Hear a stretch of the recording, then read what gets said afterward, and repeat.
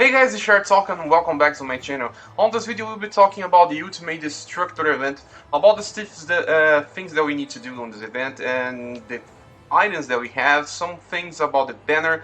Well, let's start with the banner because it's the most important thing, I think, to decide if you want a Tyrael Queen or not.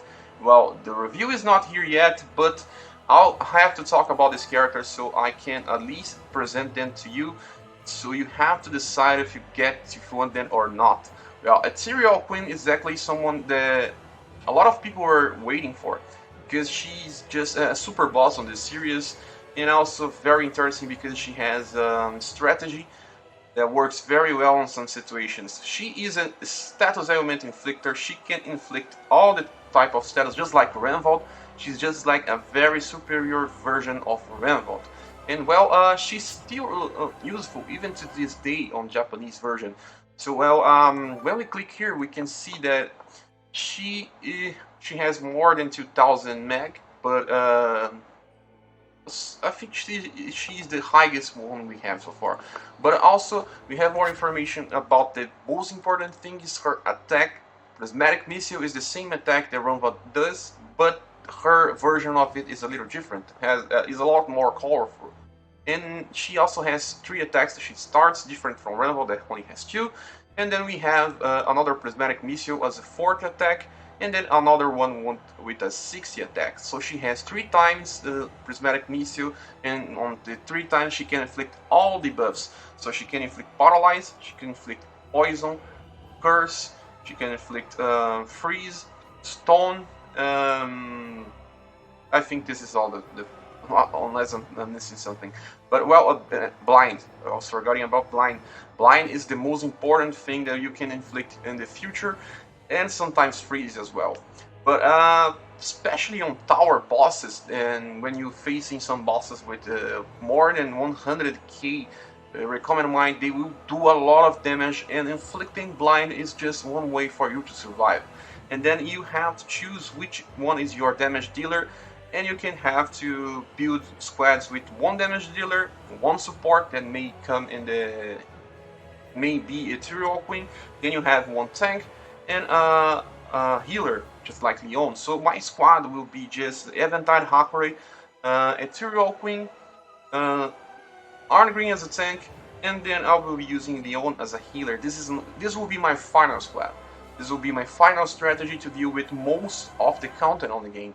But the thing is, I can summon for a Tyrael Queen. I don't have gems. I can't do this. So what happens here is just that I want to explain why she's even better than this. This is not everything yet about this character. She still has one thing more about her, and it's regenerate. You see that it sacrifices 1 attack to activate, but all allies will recover HP. So she can heal a lot of HP by using this. Sacrificing 1 attack is just nothing. Is not much trouble. I think it's even easier than sacrificing 1 purification gauge.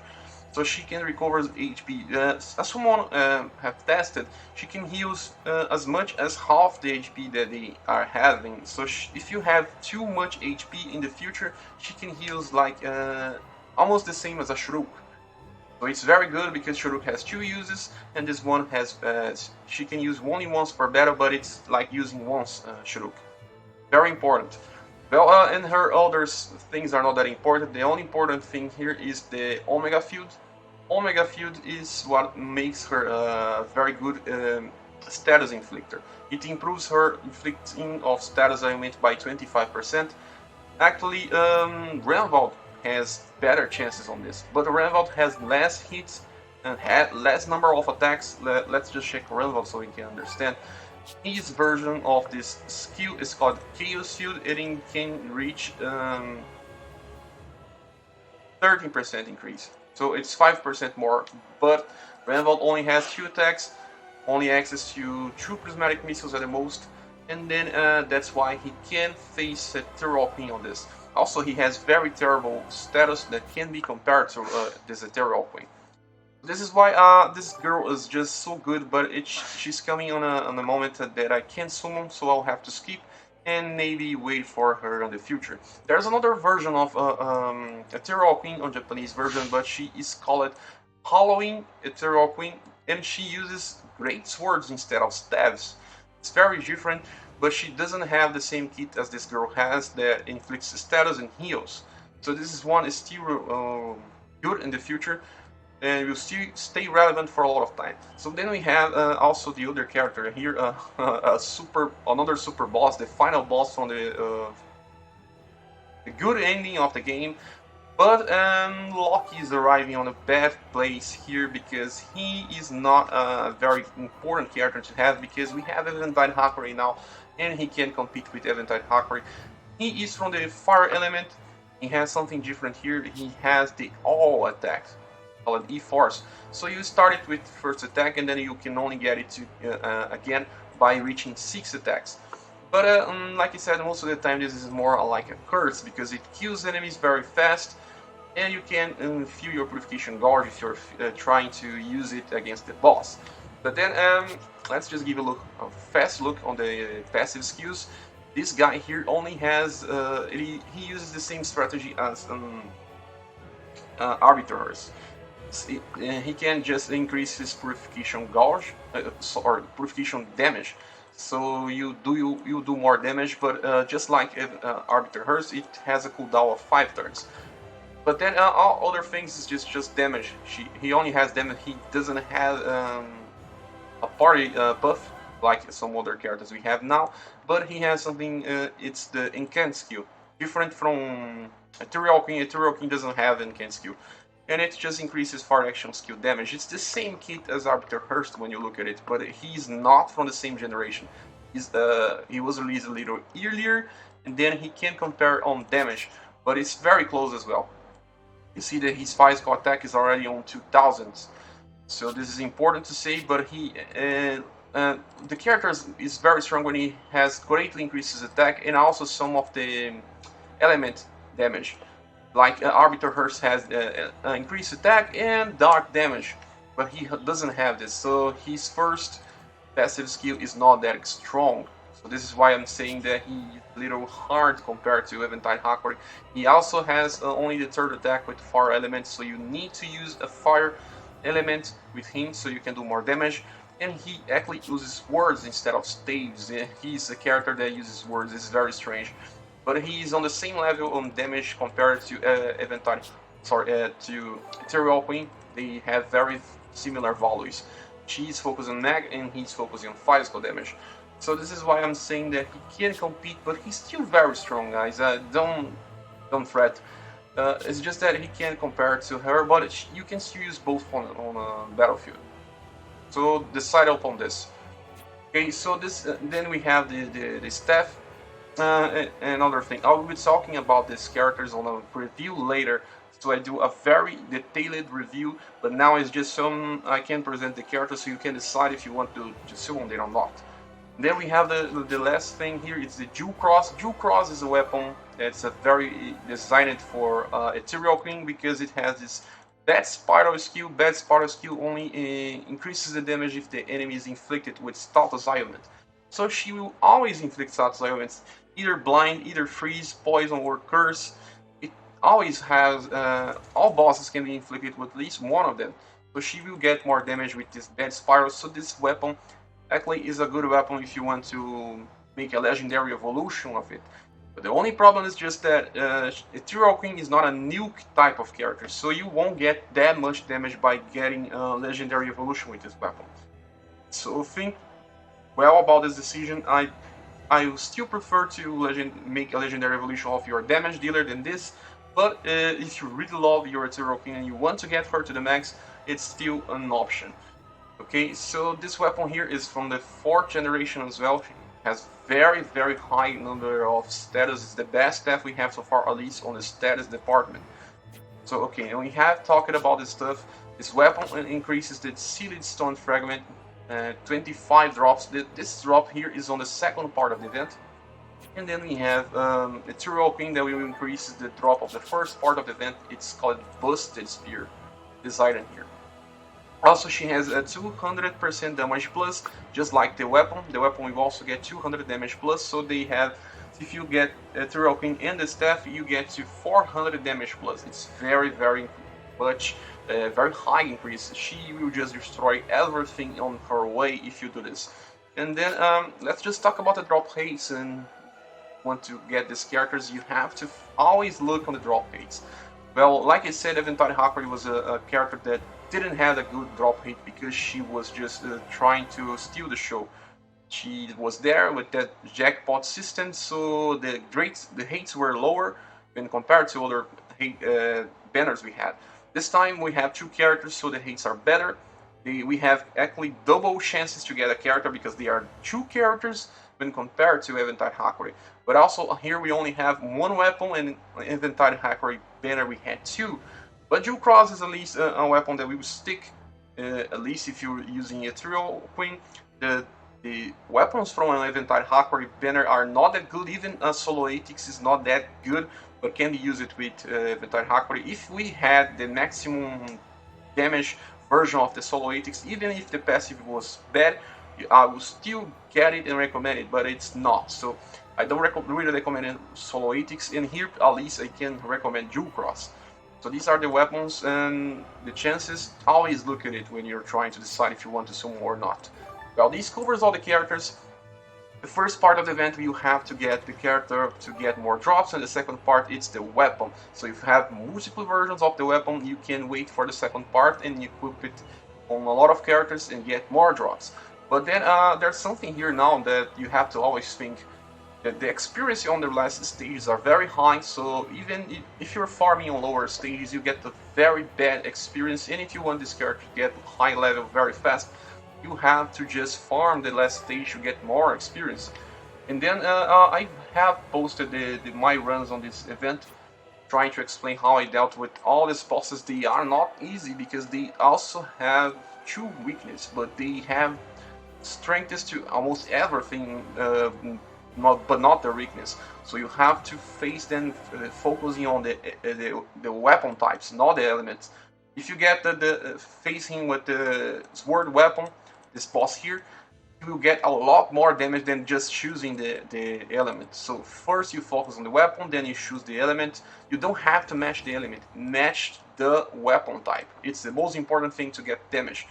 So I defeated all the bosses here. You have to defeat this one. This one is the most important because it gives you a gold bangle. It's very hard to get gold bangle these days, and it's important to get your characters maxed. So these are the things about this stage here. This is the best one for you to farm, but if you can't farm it, you can still farm the challenge too. The difference in rewards are not that high. You can still do this, okay? The other ones are just for, I don't really recommend it. And this part of the event only gets more drops with a trio queen, so there's no reason to run the lower stages at all. Okay? So now let's just give a look on the exchange booth. We have different things to get this time, and also these new events are coming different. We don't get the ember from the shop on the first part. We get from the stages. So you can get another ember here. You have just some of the items here, and let me talk about them. We always start with the Yggdrasil branch, it's very important. Then we have a silver bangle, also very important. And then we have this weapon. This weapon is the 6-star event weapon. This weapon here we need to talk about is called Gratias. And well, if you got Eventide Hacker but didn't get the solo ATX weapon, this weapon could be used in some manner. We also have Aiden. Aiding is also a nice word of the damage type, but if you didn't get Aiding to more than one action skill, you can still use Gratias. But Gratias is only good if you have a party skill, party assist very high, because Eventide Hacker can easily break 10,000 attack, easily. If you do her soul sublimation, she will get to like 3.5k attack easily, without needing of anything. So 3.5k attack is very high. Using all other stuff, she will get to more than 10,000. And if you get her to the max, and you still very close to get to 15,000k attack, that is the max that we need to get before using Odin coins. This weapon could be used if you're reaching the max. But if you have the solo ATX is way better. But for those that don't have, this is an option. On the Valhalla Assault we have Ice Sword as well, but that one is better on buff and healing. So that's not exactly what we want from Eventide Valkyrie. She has a limited skill that increases action skill damage, and she will increase this weapon to get to very good damage levels if you don't have the solo ethics. Okay, so decide upon this. Then we have the Silver Scrolls. Silver Scrolls are very hard to farm because of the just so high values for drops on very insane levels. I don't really use them and don't really farm this stuff anymore. I'm starting to stop it.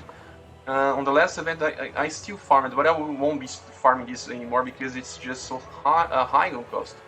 I really think just people that have another way of farming, like getting the weapons to farm this type of stuff, because you can still wait for the time that you get more from events, and this thing is not that worth because it gives a low increase.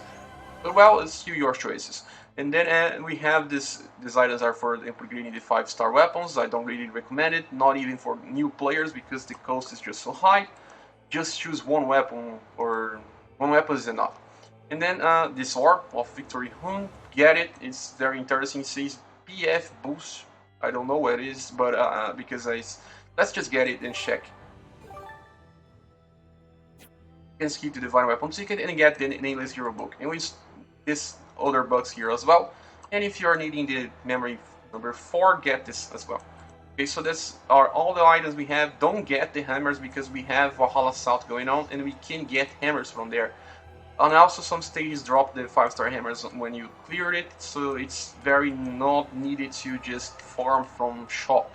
Okay, now let's just get to the gift box so we can see what this orb does, and it's probably good because I always recommend you guys to get all the orbs because they are always good. Even if they don't seem good now, they will be useful with you if you have the correct character to use it. Well, let's just get here and check the orb.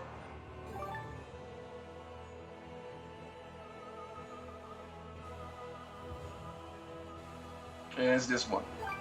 So PF boost means fuse the purification gauge by a set amount when performing a normal attack. Well, very good. One of the best ones we have because filling the purification gauge is one of the best things we can do to just use limited skills. Most of the limited skills use purification gauge. And also mage purification attacks. Well, this is the last thing we had to talk about, we just did. Well, thanks for watching this video. I know you guys already know that I hit the 1,000 subscribers. I didn't have a chance to talk about this stuff earlier because I had some visits from a friend that was traveling the world, and he just came here to talk with us about his travels, and then it was not a good moment to record videos, so I just had to wait. So that's why I didn't release this video earlier. But then we'll be talking about the 1,000 subscribers soon. I just have to finish these videos, okay? Thanks for watching, thanks for all the help. Please subscribe if you haven't, and we'll see each other on the next video. Bye!